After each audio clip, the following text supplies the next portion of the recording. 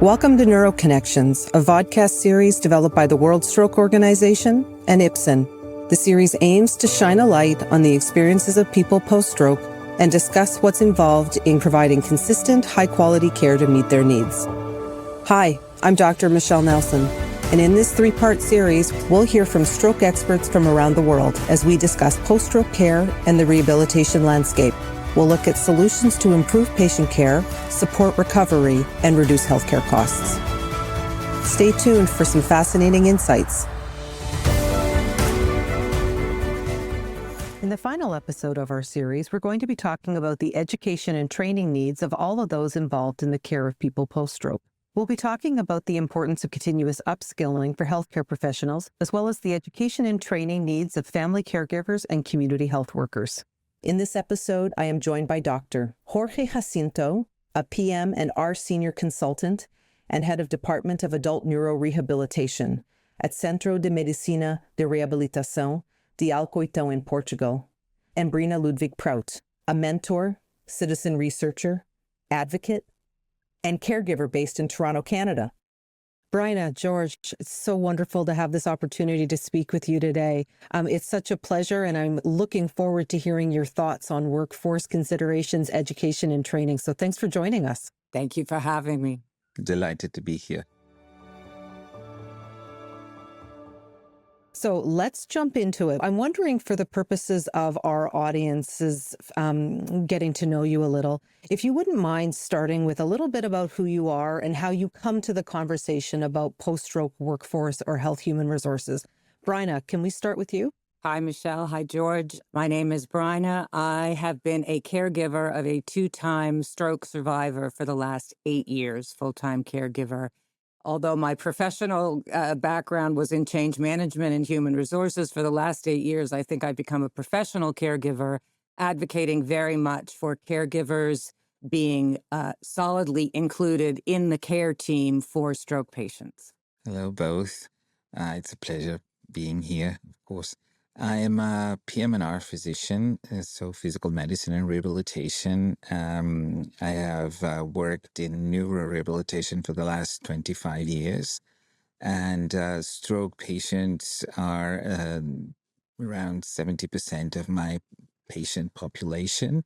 So I've been dealing with that in the context of a rehabilitation center, so post-acute care. Apart from this, I've been one of the founding members of the National Patient and Carer Stroke Association, and therefore involved a little bit also in patient advocacy in the last maybe 5 years. Wow, thank you. So I'm wondering if we could start with, in our preparatory conversations, we had lots of conversation about the changing face, the high variability and the changing kind of face of people who are having a stroke. So, George, I'm wondering if you could start from your perspective around what does that mean? What are the implications of that changing patient population for the benefit of our audience? It's, in fact, something we are feeling more and more, and I would say maybe the last 2 decades. It's very different nowadays to think about stroke survivors. We used to think of them as older people, senior people that were not anymore in an active, productive period of their lives. But nowadays, it's not like that. We have a significant percentage of survivors that are quite young. So actually, technically, this is considered less than 55 years of age. And therefore, these people are in completely different phases of their lives. And therefore, their expectations, their needs for the remainder of their lives after the stroke are completely different. And we need to cater for that. We need to be ready to actually not only add years to life, but also quality and dignity to those years of life. That's actually, I would say, the situation at the moment we are adapting to. It's really interesting because, thinking about your point about that over the last 20 years, we're seeing this fairly significant shift in the population. And many of the clinicians who would be working in those spaces would have been trained within the last 20 years or 20 years past. So, what do you think? What does that mean for clinicians or healthcare providers trying to provide rehabilitation and adjust to the new kind of patient profile? Well, actually, for us, it's a sort of no-brainer, let's say. We have no alternative. We are trained more than anything else to try to respond to the needs of our patients. We need to find those responses. What happens is that bit by bit, they have been changing, and we need to find allies that might be other healthcare professionals in a more vast, let's say, array of specialists other than just physicians and nurses and therapists. Maybe we need more the social workers. Maybe we need more the psychologists. Maybe we need more the employment advisors. There are so many other engineers, definitely nowadays, to help us with technology and adaptation of the work post, of the domotics in houses, of the communication devices, because these people are not geriatric as they used to be. So we need to resort to all these numbers of things. And I would say that because healthcare professionals of all kinds, or even professionals of all kind, are maybe in need, I would think that more and more we need to get the help of the informal helpers, the informal carers. So family members, friends, colleagues at work, voluntaries. These people need to be part of this workforce that you've been talking about. Thanks, George. Bryna, over to you. So thinking about the implications for the workforce and that changing profile, but also that excellent comment about relying on or needing the work of informal caregivers. Well, it's funny as George was talking about it, it struck me that when my husband was first in rehab, we were seeing a lot of younger people in rehab, and my husband's over 70s. It was quite shocking to see them. But then the thing that I have been a profound advocate for also in other parts of my life is intergenerational partnerships. We're going to have to look for ways to combine the geriatric and the non-geriatric where possible, because the volumes are just too great. And so it's recognizing the needs of the young people, because it is very different, but at the same time, not writing off the geriatrics who also want to have a full life. And given lifespans, it's longer and longer. So we have more geriatrics living longer, quote, healthier lives as well. Actually, I could add that, I don't know if you know, but one of the largest studies, prospective studies ever made was in the Nordic countries, in Scandinavia. And they detected that at 15 years post-stroke, 25% of people are still alive. So it's quite a big number that leaves more than 5, more than 10, more than 15 years after the stroke. So their life is not at all near the end when this happens. So it's very important to have that notion that we are not just, okay, let's now just care for him, pamper him, because it's the last years. No, it's not. And Michelle, if I can just add to Please. that message should be front and center, because it changes the focus of rehab. If you think that people are going to be living for 20 years as opposed to dying in 2, you are going to be doing things very differently. So I think that needs to be talked about in the workforce as well. Okay, well, let's talk about it. So we talk about the need to think about reimagine the workforce for that extended lifespan. So who have we typically not thought of as stroke support care workforce? Who should we be including or thinking about now? The thing that strikes me, first of all, is there is a renewed focus on young caregivers.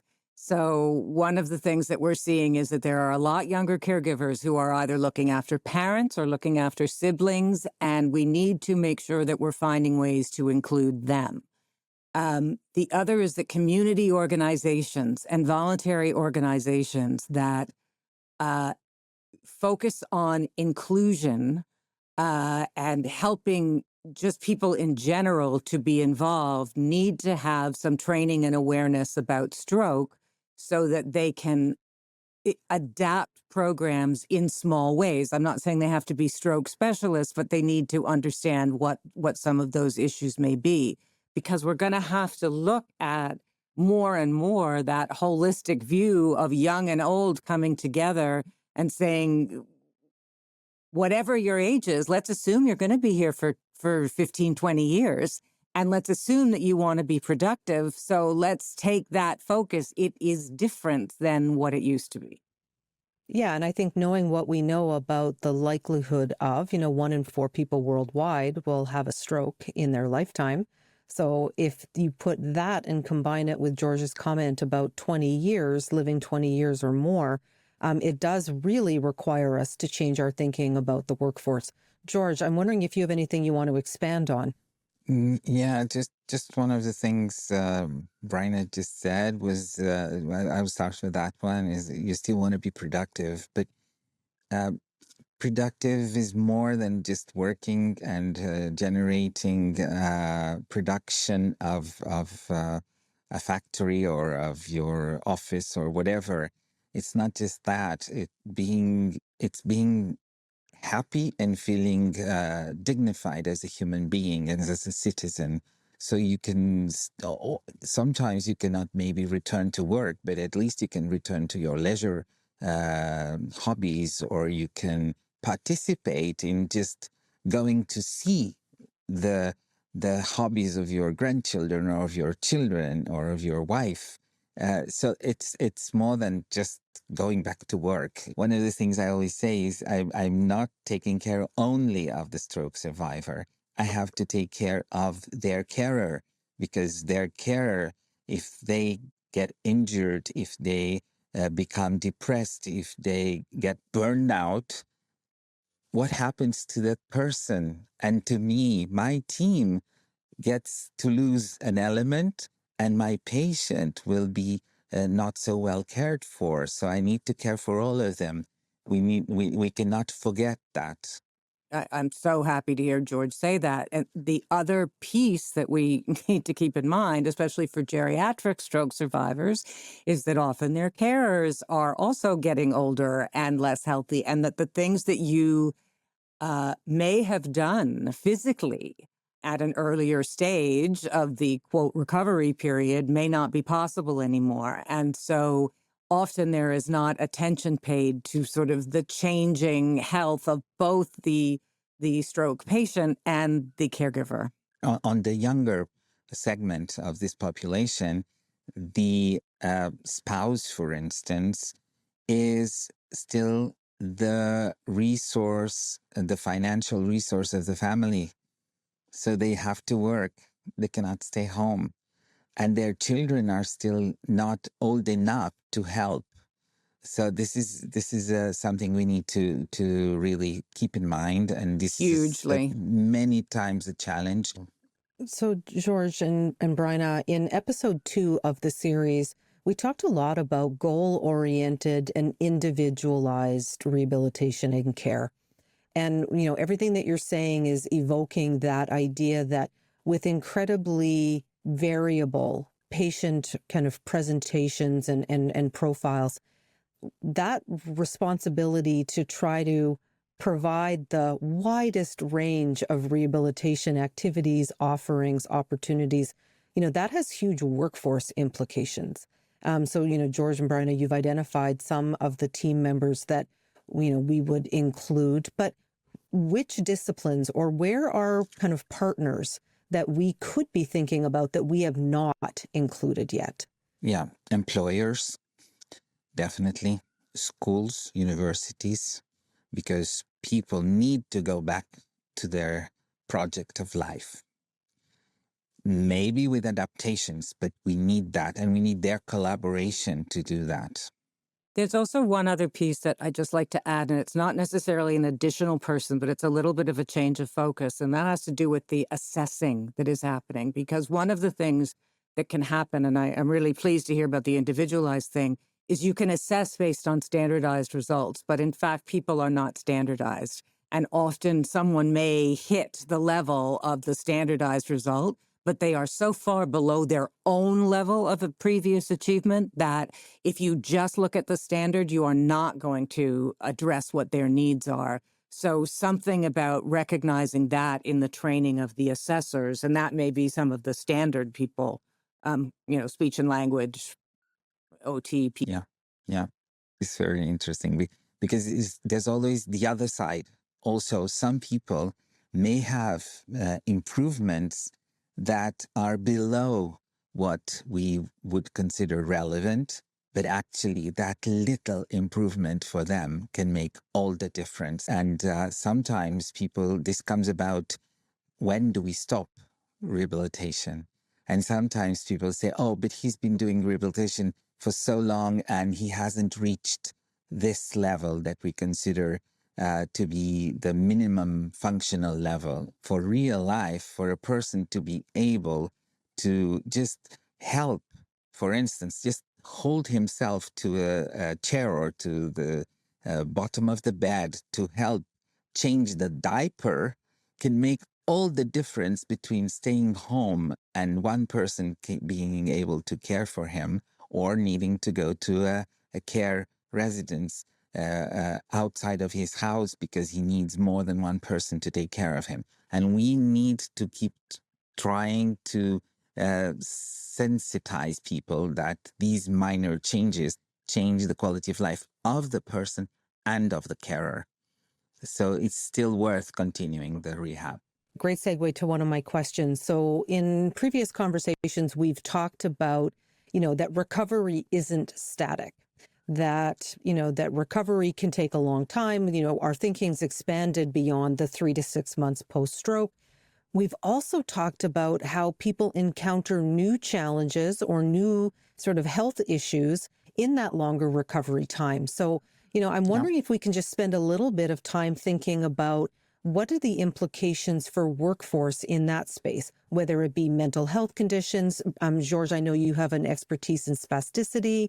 So how do we think about that changing face of the health experience and how we equip workforce for it? Yeah, well, absolutely. And as you talk about that, I mean, there are a couple of things that really come to mind. One is the primary care physician in that situation. So if there is no one else that is following the individual, then that's where it has to come from. Now, an understanding that in the location that I am in, we have 6 million people who do not have primary care physicians. So this issue of coordinated care is a big deal.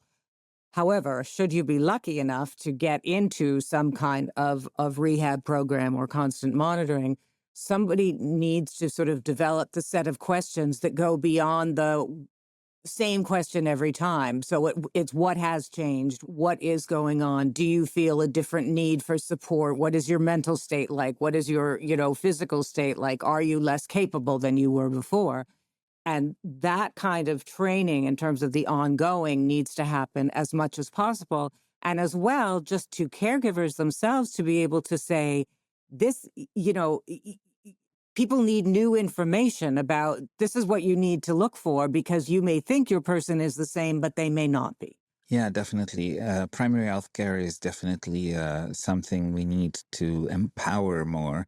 We need to educate more these professionals, because they are actually the wider tentacles, the longer tentacles of the octopus that we have here. So we hope that they will reach further. They can go to the homes of the patients. They can see locally what are the real resources and what are the real needs and expectations and how they vary along during time.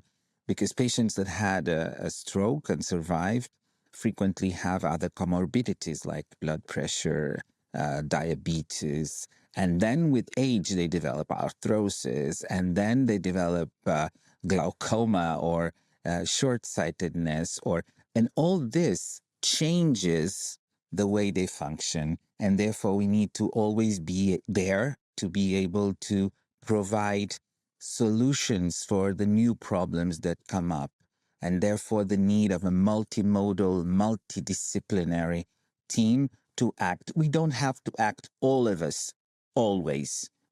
Sometimes we need to direct more to the psychologist, sometimes more to the nurse, sometimes more to the doctor, sometimes more to the family doctor. It depends, but we all need to be there. And the patient is in the center, but he is also a member of the team. And that is another concept that I think we have more and more nowadays. That is empowering patients for self-management. This is super important because it gives people confidence, it gives people self-esteem, and it also allows us to tell them, no, you need to do your part. You're not here to be cared for. You're here for us to help you care for yourself also. This is very important. It changes the perspective of the patient normally. So, you know, what's interesting in this conversation, as you're talking, George, it strikes me that we talk about workforce for stroke rehab and the extended workforce. And actually, your comments are really, where have we included the person impacted by stroke themselves as part of the rehabilitation team? And in fact, they're the constant through the entire experience. And so that's a very interesting consideration because we are talking about health professionals, caregivers, community health workers, volunteers, but in fact, the constant person workforce is the person. So that's a really interesting insight for me and probably for many of our listeners. So we briefly touched on the topic of spasticity and thinking about some of the ongoing physical functional considerations, new things that may arise. Given what we know about how difficult it can be to either access or re-access rehab, how do we support people living with or experiencing some of those challenges in exercise, physical activity, physical therapy? How do we actually think about that from a workforce perspective? Yeah, spasticity is a great example because it normally is not present in the acute phase. Spasticity typically appears around 2 to 3 months after the stroke. So when patients are going out of the acute and going into the post-acute chronic phase, and it actually is the number one cause of increasing the disability in patients post-stroke. Nowadays, people like me that have been working in this field for many years are pushing more and more to try and detect that problem as soon as possible and treat it as soon as possible because the results are better. But it is a condition for life. But it actually, once it exists, is not curable. And one of the problems is the access to the first treatment, but on the other hand, also the maintenance of this access, because it's a treatment that has to be done, let's say, three times a year in average. And it's not very easy, not every center has that capacity. So it is a challenge, but it's something we need to also create the awareness for, because the sooner it is starting to treat, the better the results. One of the things I just would add is to your point about technology, that there is an opportunity, I think, for coordination of online services, of helping point people to using technology for exercise programs, for, stiffness. I regularly do sort of a survey of the internet on post-stroke care just to see what comes up. And often it's very, very sort of specific or as something that you read. But as you're speaking, I'm thinking about, videos that show the kind of exercises you need to do after you've had a broken hip, or things that people might be able to get a little bit of support for and then hopefully able to do on their own, which can be very helpful. This conversation is making me think of, there's a difference between acquiring knowledge, so the independent, self-directed acquisition of knowledge, and where and when and how do we support people in formal education, upskilling, because a lot of what you're talking about is in the absence of formal training or education, people have to figure it out or learn for themselves. So, what are some of the places and spaces that we need to be thinking about, looking to, so to support the workforce, whether it be formal, informal, paid, unpaid, to develop the mindset and the competencies to meet the changing needs? Yeah, there are two areas as you were asking the question that I really thought of. One was just the whole concept of integrated care. So really sort of bringing people together and having them work as a group to figure out what that is and how to deal with that. The other is sort of related, but it's interprofessional education. So if you get to students or even people who are continuing their education early enough, and you plant the seeds of developing changes and developing programming for changing situations, that can really be helpful. And the other is to figure out points of coordination so that people know where to go. So, George, they may know to go to your clinic, but do they have to have a doctor's referral? I don't know. So in different places you have different things, but those two things, the integration and the coordination, I think are really key. I think the comment about attending to the context is really important too. Knowing that there isn't going to be one size fits all training and education, that it has to be grounded in where people are, where they're working. But I think we know that we want to provide a base level of quality of care for everyone, everywhere. And so it does add sort of a new challenge to the mix. George, I'm going to pass over to you. Well, of course, we are striving in every, I would say, in every modern society for increase of health literacy. And that is for the whole population. So hopefully that also helps a little bit. But then when situations are concrete, we need to train for the concrete situation. You see, it's not helpful that I am going to teach somebody that has a stroke survivor to care for how to probe a patient for bladder emptying if that person doesn't need it. It's completely not nonsense, but I may need to teach him how to care for toenails because that person has a problem of malpositioning of the toes due to spasticity, and we need to be extra careful in that situation. So this has to be very, very customized. So in Portugal, we're having more and more, for instance, those carers that are professional carers, but lay people. So they're not healthcare professionals. They're professionals that get paid to take care of people, and they are trained for it. In my hospital, for instance, we have voluntaries. But before they start getting in contact with people, we train them. We give them information about the most frequent pathologies and what they can find, what a certain behavior may mean, what a patient which has dysphagia, for instance, why they cannot feed him, they cannot give him water, and why, and what are the symbols, what are the codes. This is very important for patient safety, but also for people feeling more confident in what they are doing, more rewarded by their present because they actually feel, oh, I belong to this workforce. I'm not just someone that has nothing to do and comes here 3 hours a day. This is really important. And whenever we're talking of training, we need to talk about repeat, because we have to repeat.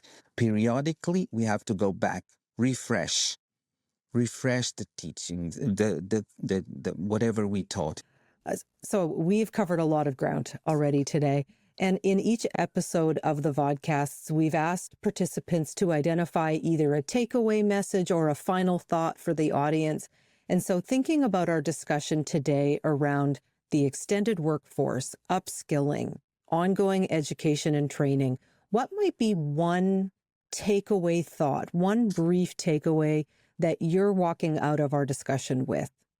Bryna, you have a deep thought, I can tell, percolating. So we'll start with you. I think that, after hearing this conversation, I would like to investigate getting this message out into the integrated care community and into the interprofessional education community, because I think that if we really sort of synthesize this conversation, there is so much change that can happen by small tweaks that will allow things to move forward. And especially the intergenerational piece, because there is something there we're going to have to figure out to blend young and old where we possibly can. So that I would like to sort of focus strategically on those couple of areas. Thanks, Bryna. George? Yeah, for me, I think if I wanted to summarize it in short, it would be something like rehab starts the minute the stroke happens, but it has to go on forever during the life of each person.